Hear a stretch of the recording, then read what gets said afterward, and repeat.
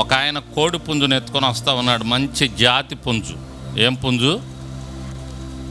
పుంజు?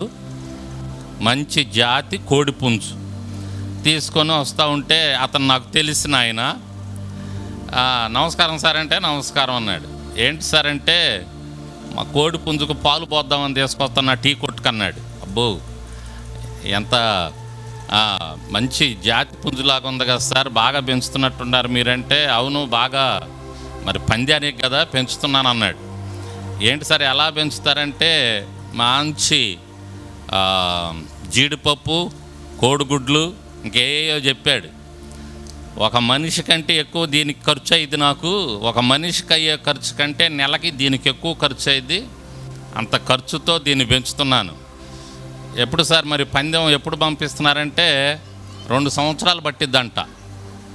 దగ్గరగా 20 నెలలు దగ్గరకు పైనే పట్టుద్దంట అది పందానికి వెళ్ళటానికి. అంటే 20 నెలలు దాన్ని మేపాల. దేంతో? కోడిగుడ్లు, జీడిపప్పు వేసి మేపాలి. అలా మేపితే అది 2 సంవత్సరాలకి పందానికి రెడీ అయింది. పందానికి రెడీ అయిన తర్వాత, పందానికి వెళ్ళిన తర్వాత పందెంలో ఎంతసేపు ఉంటుంది అని అంటే 2 నిమిషాలు 3 నిమిషాలు పందెం వేస్తుంది. పందెంలో ఉంటుంది. పందెం గెలిచిందనుకో బాగా డబ్బులు వస్తాయి. మరి పందెం ఓడిపోతే ఏం చేస్తారు సార్ అంటే, కస మసాలా 2 సంవత్సరాలు కష్టపడి జీడిపప్పు వేసి, ఇంకేమేసి, కోడిగుడ్లు వేసి అతను సంకలో పెట్టుకొని దాన్ని తిప్పి, అది ఒక బిడ్డ కంటే ఎక్కువ, కడుపును పొట్టిన బిడ్డ కంటే ఎక్కువగా దాన్ని ఎత్తుకొని సంకలో పెట్టుకొని తిప్పుతున్నాడు. దానికి మళ్ళీ తడిగుడ్డ చుట్టి దానికి నీట్గా, ఆయన టీ తాగటానికి వస్తే దానికి పాలు పోయటానికి టీ కొట్టు దగ్గరికి తీసుకొస్తున్నాడు. ఇన్ని నెలలు దాన్ని కష్టపడి పెంచి, దాన్ని పోషించి, దానికి కొన్ని వేల రూపాయలు ఖర్చు పెడితే పందెంలో ఉండేది 2-3 నిమిషాలు. ఆ 2-3 నిమిషాల్లో గెలిస్తే సరి, గెలవకపోతే మసాలా అయిపోద్ది. అన్ని నెలలు పెంచిన, అంత ఖర్చుతో పెంచినటువంటి అది ఏమైపోద్దో చూడండి. మనిషి జీవితం కూడా ఇంత అనిపించింది నాకు అప్పుడు ఆలోచన చేస్తే. అది నేను విన్నప్పుడు మనిషి జీవితం కూడా యాజ్ ఇట్ ఈజ్ అంతే. ఇన్ని సంవత్సరాలు ఈ శరీరాన్ని పెంచి, ఈ శరీరం కోసం కష్టపడి, మరలా ఇక్కడ కొన్ని బాధ్యతలు, కొన్ని బంధాలు, ఒక కుటుంబం, భార్యని, భర్తని, పిల్లలని, ఇవి చేసి చేసి చేసి చేసి చివరికి కోడి పుంజు టైప్ అయిపోద్ది మన పని. సతికిల పడిపోద్ది. అక్కడ అది పందెంలో గెలిచినా ఓడినా అది కూడా ఒకానొక టయానికి సతికిల పడుద్ది. మనం కూడా ఒకానొక టయానికి సతికిల పడతాం.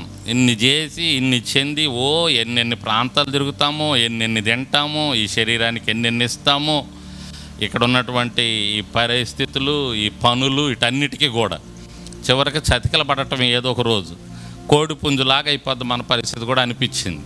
దేవునికి స్తోత్రం, హల్లెలూయా. కాబట్టి ఎన్ని చేసినా ఏది చేసినా ఈ భూమి మీద కొంతకాలం వరకే, ఆ తర్వాత చతికిలు పడాల్సిందే. వెనక్కి తిరిగి చూసుకుంటే మనం చేసింది ఏది మనతో రాదు, ఏది కూడా మనం తీసుకెళ్ళలేం. ఏదైనా తీసుకెళ్ళగలమా మనం? ఏది తీసుకెళ్ళలేం. కాబట్టి ఏది మనతో రాదు, ఒకే ఒక్కటి వస్తుంది మనతో. ఏందది? దేవుని వాక్యం. స్తోత్రం చెప్పండి. విన్నటువంటి వాక్యం, ఈరోజు నువ్వు విన్నటువంటి వాక్యం నువ్వు నీ మదిలో పెట్టుకొని వాక్యం ప్రకారం జీవిస్తే అది రేపు పొద్దున నీతో పాటు వస్తుంది. నీ క్రియలే నీతో పాటు వస్తాయి అంట. ఏంటి? మన క్రియలు మనతో వస్తాయి. మనం ఈ భూమి మీద మన కొరకు చేసుకున్నది ఏది మనతో రాదు. కానీ దేవుని కొరకు, దేవుని మాట విని మాట ప్రకారం చేసుకున్న ప్రతి క్రియ కూడా రేపొద్దున మనతో పాటు వస్తుందంట ఆయన ముందు మనం నిలబడ్డప్పుడు. దేవునికి స్తోత్రం, హల్లెలూయా. కాబట్టి అది వాక్యంకు ఉన్నటువంటి విలువ. అందుకనే వాక్యాన్ని జాగ్రత్తగా వినాలి, వాక్యాన్ని జాగ్రత్తగా తీసుకోవాలి. అన్నిటికంటే ముఖ్యంగా ఈ భూమి మీద ఉన్న మానవుడు అందుకే వాక్యాన్ని తీసుకొని వాక్యం ప్రకారం జీవిస్తే, ఈ వాక్యాన్ని మోసుకొని మనం రేపు పొద్దున మన ఆత్మ ఎల్లుద్ది. ఈ వాక్యం, ఈ క్రియలు, ఆ వాక్యంలో ఉన్నటువంటి క్రియలు మనం చేయటం ద్వారా ఆ క్రియలు రేపు పొద్దున మనతో పాటు వస్తాయి. దేవునికి స్తోత్రం. కాబట్టి వాక్యాన్ని జాగ్రత్తగా వినండి.